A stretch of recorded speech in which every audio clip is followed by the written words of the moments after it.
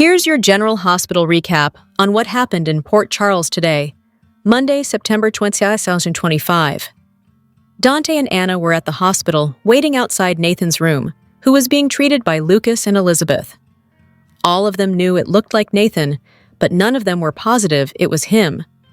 Dante remained convinced of Nathan's death, but Anna said that, given Britt had just turned up alive, it couldn't be a coincidence. In the room, Lucas told Dante and Anna he'd ordered tests for the patient, but he looked to be in good shape.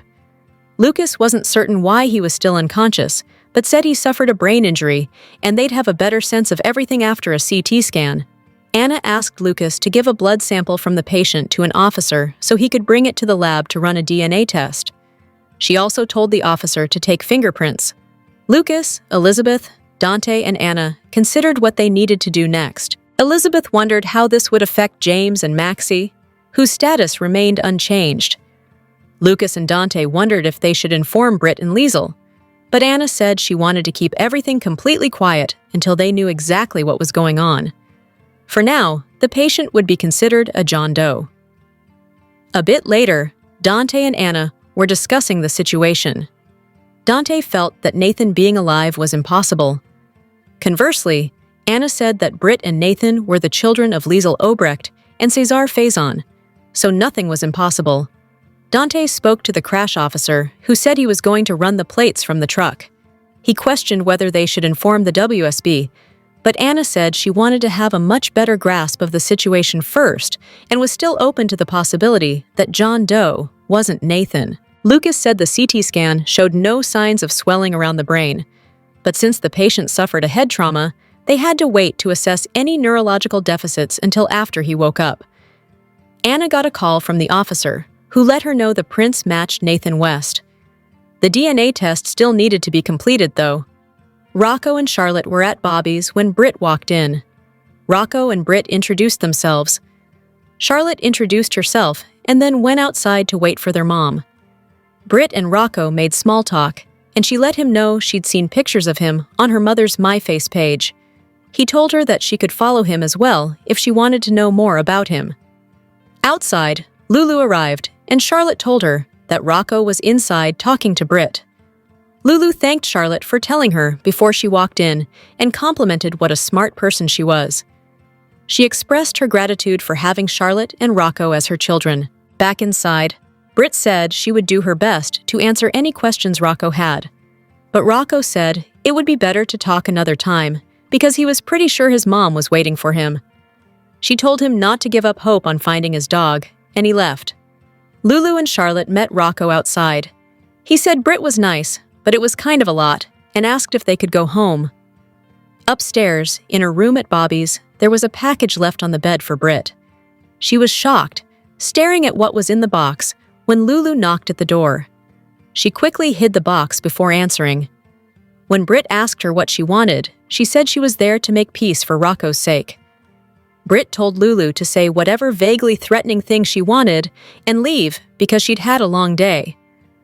Lulu told her that Rocco wanted to get to know her and, despite her many misgivings, she was trying to stay open to the idea but wanted to set some guidelines to protect him. Britt scoffed at the idea of Lulu feeling like she needed to set guidelines and said she didn't want Rocco to get hurt either. For a moment, Lulu thought that meant she and Britt were on the same page. Instead, Britt asked, "Where do you get off trying to set guidelines about how and when I get to see my son?" Lulu questioned why she and Liesl suddenly both felt they had any right to a relationship with Rocco. "He's not your son, got it? You are nothing more than a test tube," said Lulu. Britt said she carried Rocco in her body for 9 months and was connected to him in more ways than Lulu ever was or would be. Lulu told Britt she knew nothing about her relationship with her son, but Britt said she had birthed him, nursed him, and raised him for almost a year. When Britt went on to say that young man wouldn't exist if it hadn't been for her, Lulu yelled that it was because she stole her and Dante's embryo. With zero contrition, Britt said their embryo was just languishing in cryo-storage. Britt yelled that she and Rocco had a bond, and whether Lulu liked it or not, they would establish a relationship without any constraints from her. Lulu said she tried to give Britt the benefit of the doubt because she had been told how much she'd grown as a person, that she was a good co-chief of staff, and she saved Jocelyn Jax's life. Now, Lulu considered them one-offs because Britt still seemed to be the same toxic, self-involved witch she'd always been. Lulu went on to accuse Britt of not caring at all that she left her own mother to grieve when she faked her death, and claimed she didn't care about anyone but herself. Britt told Lulu she could hate her all she wanted, but felt it was clear that she was threatened by her. Because in your heart, you know I am every bit a mother, just as much as you are, to Rocco. Maybe even more. Lulu told Britt she was not Rocco's mother in any way, shape, or form, and was nothing more than an incubator for stolen goods. When Lulu claimed Britt was nothing to her child, Britt smugly said, "Not for long." She said she had all kinds of stories from when Rocco was a baby, that kids love to hear their own baby stories, and she couldn't wait to share them with him. Lulu responded by saying that it would never happen and called her a psycho. As she went to leave, she told Britt to stay away from Rocco. Britt yelled, "His name is Ben," and slammed the door. After Lulu left, Britt opened the box again. The note read, "Don't forget to take your medicine. See." The box contained bottles of her experimental medicine. Molly asked Alexis to meet her at Haven's Bistro. She wanted to talk to her mom about her developing feelings for Cody. Alexis admitted she wasn't surprised and had figured there was a bit of spark behind Molly's outrage toward Cody. Molly felt everything Cody did was convoluted and backwards, but at the end of the day, he had a good heart, which he proved again with Outback. She told Alexis about Outback and how Cody even refused to take Sonny's $10,000 reward money. Alexis could sense Molly was conflicted. Molly said Cody could be funny, charming, and sweet, but that he could also be frustrating and unpredictable. She was worried that if she pursued things with him, she'd regret it. Alexis said he seemed like a good guy, so maybe she should take a little risk. Brooke Lynn interrupted Gio and Emma, kissing in the Quartermain stables. She came to find Cody, who showed up moments after. Brooke Lynn shared the news of Monica's death. Cody said it was clear to see how much everyone loved and respected her, especially the little guys. You could hear Wiley, Scout, and Amelia just running down the hall to her room. "This is going to be very rough on him," he said. Emma offered her sympathies to Brooke Lynn and her family. Brooke Lynn said she was most worried about Tracy losing someone so important to her. After they talked for a little bit, Brooke Lynn, Gio, and Emma were getting ready to leave. Cody asked if he could have a moment to say goodbye to his girl, Outback. As Cody was saying his goodbyes, Brooke Lynn said they should let Outback live there. She reasoned that Rocco lived at the Quartermains' half of the time anyway, so they should just ask if he minded Outback living there as well. Outback could be at the Quartermains with Rocco. And when Rocco was at Lulu's, Cody could take care of her. Emma called Rocco, who said he and Charlotte were cool with Outback staying at the Quartermains. Cody was excited and said the Princess of Port Charles had found a new castle. Before Rocco left with Emma, he asked Brooke Lynn to give Tracy his condolences. Cody hoped Emma and Gio would be around more to see Outback, which would give Brooke Lynn a chance to bond with Gio more.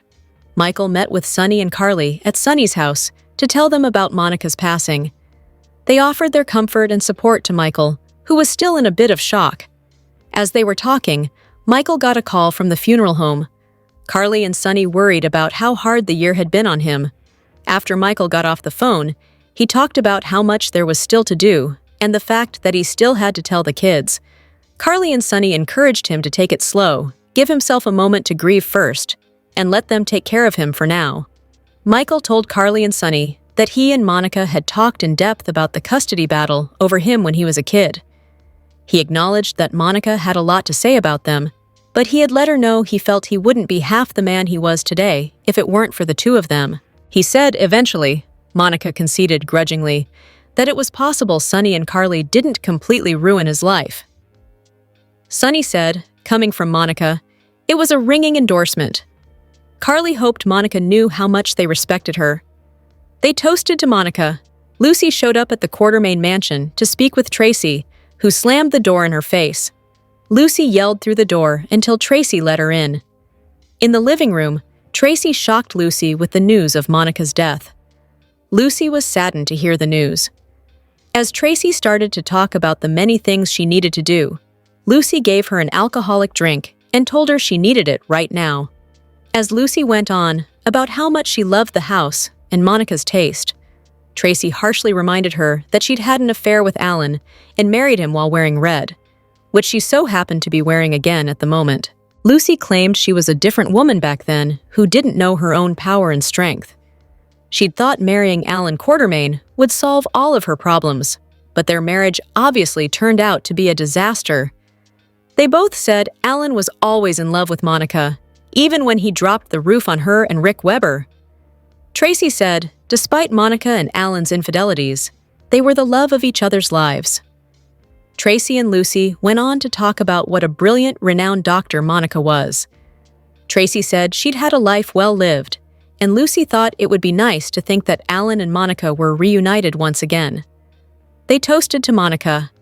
After Lucy left, Tracy broke down and cried on the staircase. Hello everyone, welcome back to my channel, Messy Syrup. It's me, Abby, here. I hope everyone is having a wonderful day. Keep watching. So let's dive into today's video. General Hospital spoilers update for Tuesday, September 23rd reveals that Nina Reeves will have a big Nathan West reaction while Drew Kane delivers his next mission. Portia Robinson's anger will also explode, so here's what the ABC soap has in store. For starters, Britt Westbourne will struggle with some guilt when she gets updates on Monica Quartermain's demise. It'll leave Britt feeling bad about Jason Morgan playing the hero in Croatia when he could have been home doing some final bonding with Monica. However, Jason will be at peace with his decision since he was able to step up for Britt and Jocelyn Jacks when they needed him. Britt will lend a sympathetic ear anyway, so she'll spend some time reconnecting with Jason. The loss of Monica will remain on Tracy Quartermain's mind as well, so she'll get some comfort from Lulu Spencer on Tuesday's show. Meanwhile, Felicia Scorpio will look like she's seen a ghost when she spots Nathan in a hospital bed. Although Felicia will have plenty of questions, Anna Devane won't have all the answers yet during a debriefing session. Anna will also deliver the news to Nina that Nathan somehow survived, at least according to the fingerprint match they were able to make. Nina will insist on seeing Nathan for herself, so she'll get emotional once her eyes are finally on her beloved brother. Next, Martin Gray will make an intriguing hush-hush phone call, one that will presumably set up Erica Slizak's first appearance as Monica's long-lost sister before the week's over.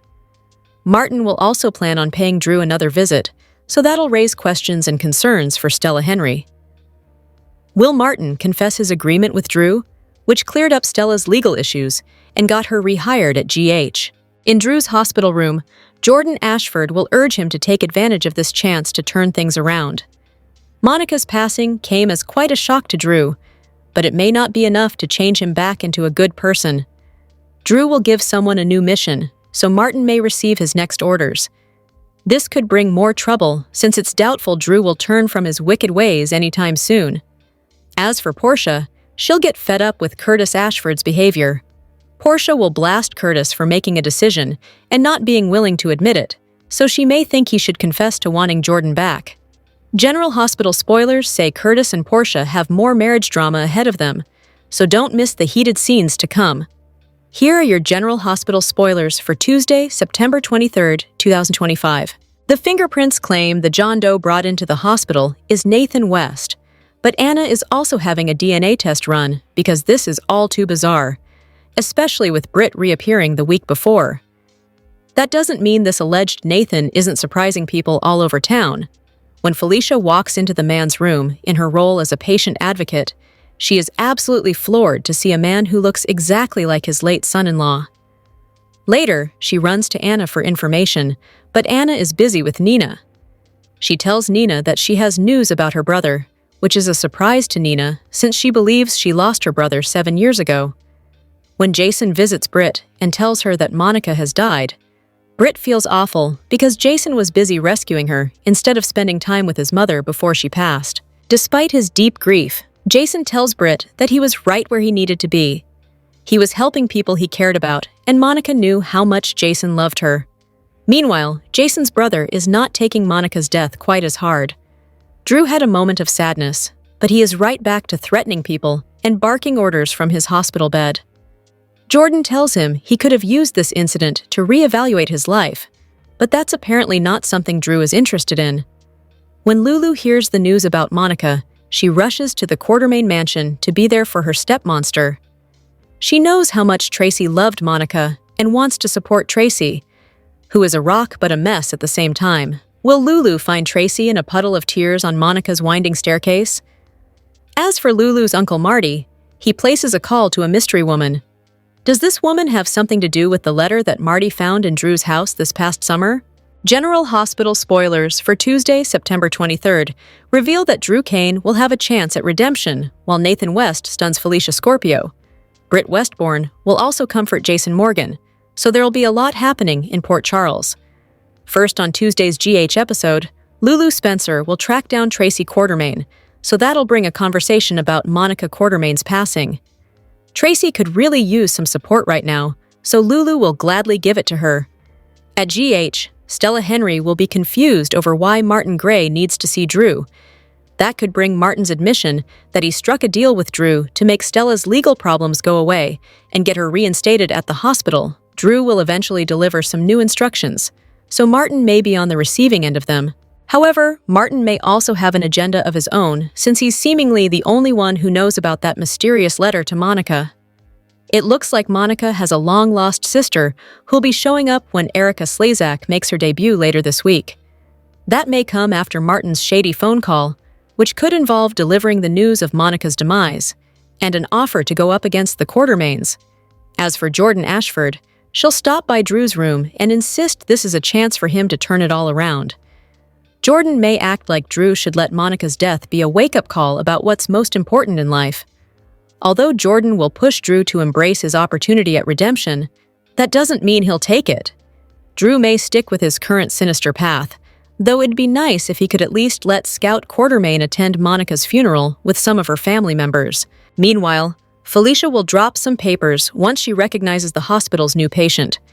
We'll see Felicia reel at the sight of Nathan, so Anna Devane will offer updates on everything they know so far. Anna will also summon Nina Reeves, who'll wonder what's going on.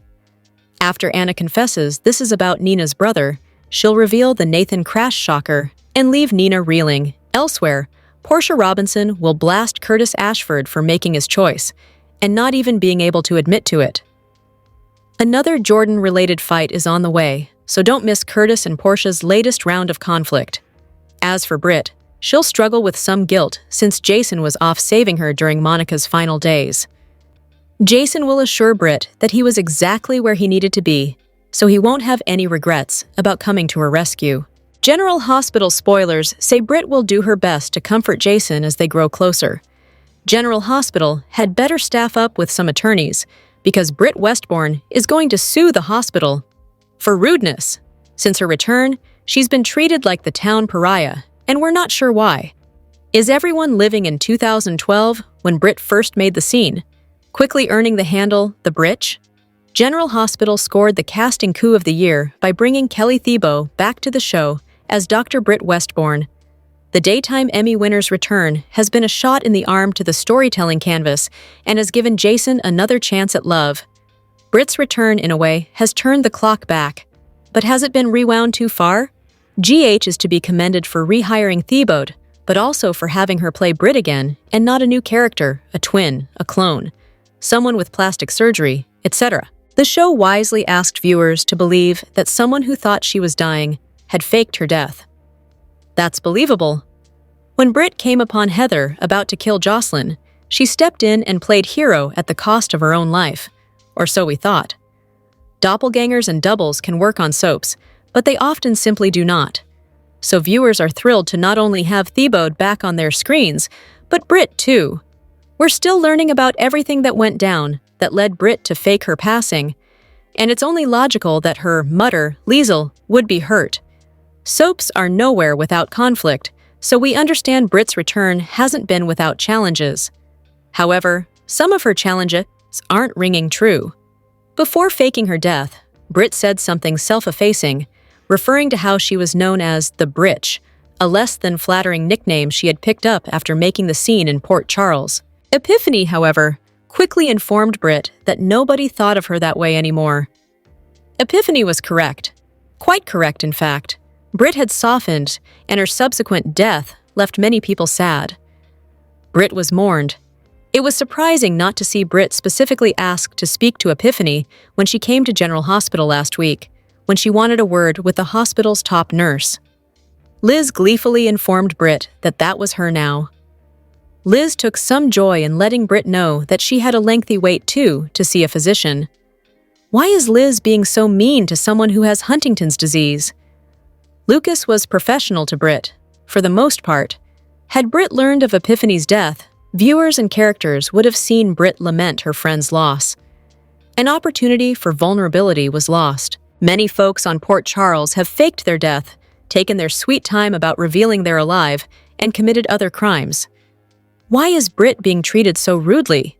Outside of Carly feeling territorial towards Jason, we're not sure why Carly has been so flippant to Britt. When Britt reminded Carly that she saved her daughter's life, Carly said that she was grateful Britt sacrificed her life for Joss's, but that has changed in light of Britt being alive. Huh? Isn't Joss being alive the most important thing? What does one have to do with the other? Britt saved Joss's life. That should get her Carly's thanks for the rest of her life. Or at the very least, a discount at Kelly's and a room with a private bath and hot water. The only person we've seen showing Britt some grace has been Dr. Portia Robinson, which was on display when Britt wanted her job at General Hospital. Portia's subtext indicated that she was aware of her own recent deceptive actions. Others might consider taking a page from Portia's notebook. Britt, in turn, might want to focus on making amends with her mother, who was hurt deeply by her daughter's deceit. However, we're not quite understanding why Britt is so interested in Ben's, make that Rocco's, life on GH. Yes, Britt carried him and spent many months with the newborn. But we don't recall Britt wanting to keep tabs on Rocco after he was reunited with his parents, Lulu and Dante. Britt had moved on to other stories, other goals. She saw her pregnancy as a means to lure Patrick into a relationship. Now, she has been showing a strong interest in developing a rapport with the teen boy she once called her own. This part of the story has pointed out Lulu's hypocrisy as she blasted Brooke Lynn for keeping a secret that she had a child with Dante from him. Now, fingers are pointed at Lulu for not telling Rocco about how he came into the world. We get that part of it, but Britt's interest in Ben Rocco appears to be a bit forced. While Lulu acknowledged that Britt was a good co-chief of staff and that she saved Joss from the hook, she referred to those instances as one-offs. Even if Britt's heroic action was a one-off, that's a pretty big one-off. Lulu accused Britt of being toxic and self-involved. However, Lulu was in a coma when Britt changed for good. Perhaps it's not Britt, but everyone else in Port Charles who needs to take a step back and remember that the Britt who died in 2023 was not the same Britt who made the General Hospital scene in 2012. She shouldn't be treated like she's actively throwing Emma's dolls on a lit barbecue. Welcome back, General Hospital fans. Today's spotlight falls on one of Port Charles's most shocking twists, Drew Kane's miraculous survival after being ambushed with 2 bullets to the back, and the growing whispers that Willow Tate may be the secret player behind this deadly scheme. Drew's life has been one battle after another, from corporate wars to bitter betrayals. But this latest attack nearly silenced the Navy SEAL for good. Picture it. A stormy Port Charles night, rain falling in sheets, and Drew collapsing in the shadows after being struck down by an unseen assailant. Yet through sheer resilience, and perhaps a touch of luck, he survives. Now the PCPD is scrambling to piece together a list of suspects as long as the Quartermain family tree. But one name refuses to fade from the chatter: Willow Tate. Sweet, composed, selfless Willow. Could she really have pulled the trigger? The clues are chilling. Willow appeared at the hospital drenched to the bone not long after the shooting, her timing suspiciously perfect. And while most nurses thrive under pressure, her hysterical breakdown at the news of Drew's attack raised more questions than comfort. Was it genuine grief or an actress's performance, carefully rehearsed to throw suspicion elsewhere? Even more unsettling is Willow's fragile emotional state. Haunted by loss and torn apart by fractured relationships, her mask of serenity has been slipping. Some insiders whisper she may have finally snapped, with Drew's affair and betrayal lighting the match to her rage. And then there's the alibi. Nina Reeves, in an uncharacteristically protective move, insists she and Willow were together during the shooting. But the story doesn't hold up. Did Nina invent the tale to shield her daughter? Their turbulent history makes the cover-up even more suspicious and far more dangerous.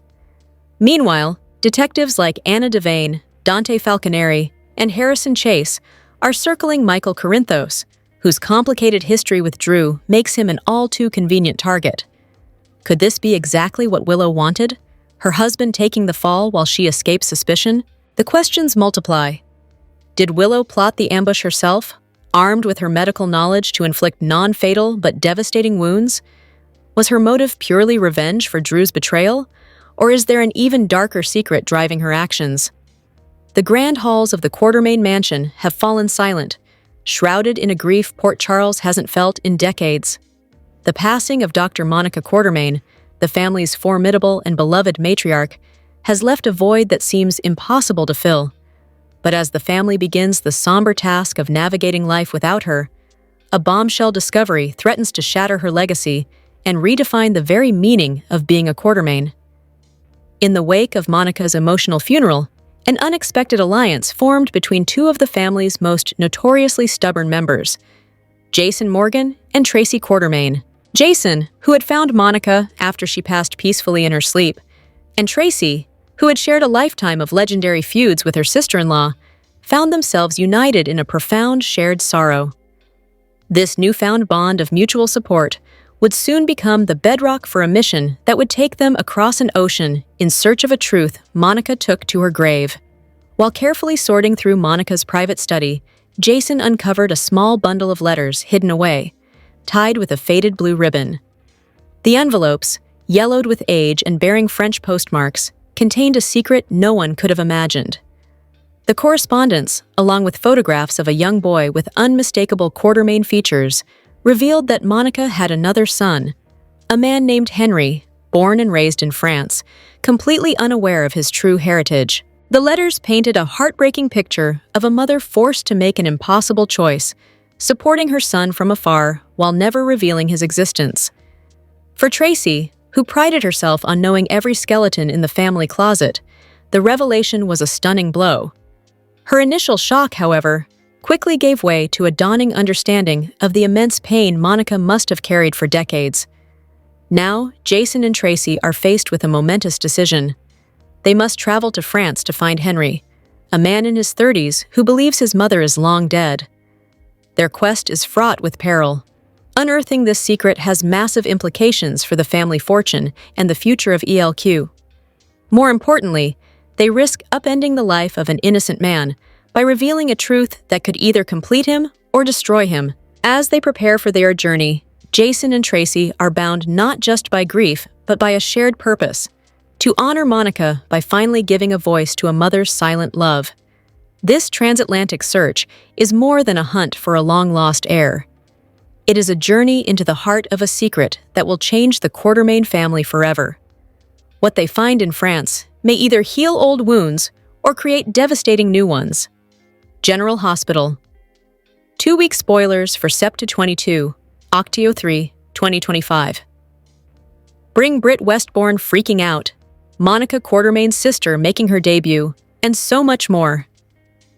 On Monday, Tracy Quartermain is sorting through old photos of Monica, reminiscing about her sharp style. The doorbell rings incessantly, and when Tracy finally answers, she's met by Lucy Coe, someone she clearly dislikes. Despite Lucy's insistence on speaking with Tracy, she slams the door in Lucy's face, a move that's become a habit for Tracy. Meanwhile, Cody Bell learns what Brooklyn Quartermain is up to. Brooklyn asserts that if a Quartermain created a rule, another Quartermain can change it, possibly referencing a Quartermain no-dog policy that might be affecting Cody's affection for his puppy. Anna Devane receives some shocking information, and, as many fans now know, Ryan Pavey is indeed back as Nathan West. Anna informs Dante Falconeri, Quach, Lucas Jones, and Elizabeth Baldwin that Nathan's return must be kept a secret while they investigate. Sonny Corinthos, and Carly Spencer receive upsetting news, likely concerning Monica's death and its impact on Jason Morgan and Michael Corinthos. Sunny struggles to offer comfort, and Carly insists on honesty between them. They remain worried about Michael and Drew Kane Quartermain's recent shooting. Nina Reeves is at General Hospital, in tears, speaking with Anna. It's possible Anna contacted Nina to reveal her adoptive brother is alive, a revelation that would surely shock Liesl Obrecht and Britt. Molly Lansing Davis confides in her mother, Alexis Davis, about her feelings for Cody. Lulu Spencer visits Britt, urging her to make peace for Rocco Falconeri's sake. Something rattles Britt during her shift in the ER, leading to speculation about whether she might encounter Nathan, who was previously taken there. Drew issues new instructions, possibly to his lawyer, Martin Gray, who is also at the hospital. Stella Henry is back at work, and Martin seems to have conceded to Drew's demands to reinstate her and halt the investigation. Martin then makes a clandestine phone call, potentially informing Monica's sister, Ronnie, of Monica's death. Lulu searches for Tracy, likely to offer condolences for Monica's passing. Britt is consumed by guilt, and questions arise about whether she knew Nathan was being held captive and experimented on. Anna and Felicia Scorpio catch up, with Nathan's return being particularly significant for Felicia, as he is the father of her grandson, James West, who has never met him and is currently dealing with his mother, Maxie Jones, being in a coma. Trina Robinson has an intense conversation with her father, Curtis Ashford, and later questions Jordan Ashford. This leads to speculation about whether Trina noticed a closeness between Curtis and Jordan. Tracy makes a risky move, while Felicia remains deeply concerned about her grandson James and Nathan's return. The family faces the difficult task of deciding how and what to tell James about his father, especially with Maxie incapacitated. Brooke Lynn and Ned Quartermain share a heart-to-heart, likely about Monica and Tracy, and Brooke Lynn may be the one to inform Lois Cerullo of Monica's death. Monica's 2-day funeral begins, promising to be an emotional event filled with flashbacks and memories. Rena Sofer returns as Lois Cerullo, forcing Brooke Lynn to confront her estranged mother. The sudden loss of Monica might be the catalyst for Brooke Lynn to reconcile with Lois. The funeral continues on Friday, and a surprise guest, possibly Erica Slezak's character Ronnie, shakes up Monica's memorial. The following week delves deeper into Monica's sister, Ronnie's arrival. She claims ownership of the Quartermain estate, much to Tracy's fierce opposition. Tracy is determined to have the estate passed to Michael and his children, and plans to hire Marco Rios to represent her, while Ronnie will likely enlist Martin. News of Nathan's unexpected return spreads, following Britt's own surprising reappearance. Many are shaken by these developments. Britt, aware of who is responsible for Nathan's situation, has yet to reveal this information. Jason and Britt find comfort in each other. It's suspected Britt may have known Nathan was alive, but was unable to help due to being held captive herself. Jason mourns his mother. Andrew struggles with Monica's death, despite her not being his biological mother. The PCPD continues investigating the shooting of Drew and the murder of Judge Hare Ahn. Michael may face challenges with his alibi, as a paid escort is not ideal, especially during a custody hearing. Nina is overjoyed by Nathan's return, a double blow for her and a stunned Liesl. In casting news, Jonathan Jackson is back on the General Hospital set, filming scenes as Lucky Spencer. Speculation is rife about his return for November sweeps and the reasons behind it. For fans of ABC's General Hospital, a fascinating disconnect is playing out between a beloved actor and his increasingly debated character. Cameron Matheson, known for his charismatic portrayal of Drew Kane, is a fan favorite off-screen. Yet, his character has struggled to find solid ground with audiences, leading to a creative disaster in slow motion. Now, as Matheson navigates a deeply personal transition in his own life, speculation is mounting that his reality could soon influence his character's fate. Matheson recently shared the poignant experience of becoming an empty nester, with his children beginning university abroad, one in Paris, the other in London. He spoke of the quiet solitude that follows a summer of cherished family moments, a universal pain that resonated deeply with his followers. This vulnerability stands in stark contrast to the on-screen portrayal of Drew, a character many viewers feel has become a narrative void. Once a figure of mystery and integrity, Drew's recent storylines have been criticized for lacking emotional depth and consequence. His near-fatal shooting, for instance, could have been a pivotal moment for character development, but instead became a non-event, leaving fans frustrated. This intersection of real-life vulnerability and on-screen stagnation has created a perfect storm of speculation.